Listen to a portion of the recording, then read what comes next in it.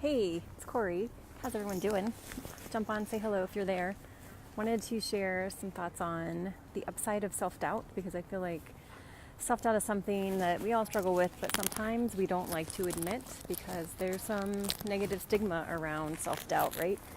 We have this impression that we're all supposed to be confident and have it all together, have it all figured out, especially online, right? You're supposed to have this image that everything is perfect in your life and want to obviously shatter that image, and also just share some of my own thoughts on why sometimes it's difficult to share when you're going through a rough time. So a lot of it is, right, we have these negative connotations with anything, with discomfort. So if you're going through a hard time, it's not comfortable, and so when it's not comfortable, we place this negative evaluation on it, and then we don't like to talk to people about it. Hey, how's it going?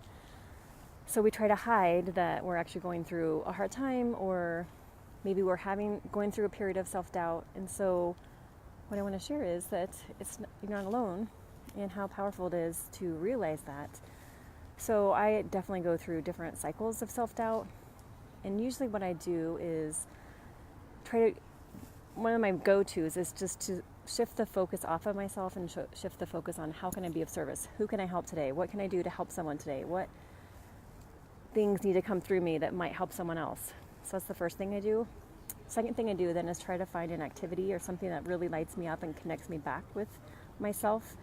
But then the third thing that I want to share is what came through today from my mastermind group that I am a part of through Gary Barnes. And so I brought this question up, and I have to admit I was a little nervous bringing the question up because, again, there's a lot of negative connotation with self-doubt. But I brought it up and said, I'd love to hear some different thoughts on how you deal with self-doubt, because I don't think I'm alone in going through different periods of self-doubt. And what he shared was so helpful and helped for me to reframe it in a more positive way. So the idea that he shared was that when you're going through a period of self-doubt, to shift it and to notice that means you're going through another up level, because you're entering into a space of uncertainty, into a place you haven't been before, and that's why you're starting to doubt yourself, because it's new territory. And it's uncomfortable because it's new territory, and that's why we doubt ourselves. And so that really helped shift things for me. And then also when you're in that space of like, oh, okay, I'm just, entering into a new realm.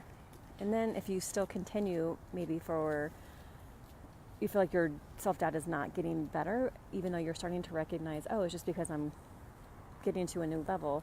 You can start to ask yourself then, okay, so what kind of support do I need at this new level, since it is new territory? Maybe it would be helpful for me to hire a coach or a mentor, or have someone to help guide me through this little period of this growth spurt. And then also maybe what are some skills or training or education that might help me as I continue to move up in different levels in my business, in my career, in my life, in whatever ways that you are advancing, so that you become acclimated to that new level until, again, you experience some discomfort as you start to enter another up level and you start to notice self-doubt creeping back in. And then just knowing when that self-doubt creeps back in, it's just another indication that you're continuing to grow. And so the key here is to stop attaching a negative evaluation or negative connotation to self-doubt, because that just ends up spiraling even further down, and there is not a lot of place to go once you get down into the deep rabbit hole of self-doubt. And so it's to catch it and to recognize, okay, cool, I must be growing. What do I need to learn here? What tools do I need? What skills do I need? Do I need some additional support? And if I do, who do I want to reach out to for that support? Got it? All right, so if you are going through an up level and do need support, obviously reach out to me and let's talk about how we can work together. So I'd love to help you through that. And thanks for watching. See you all soon. Bye.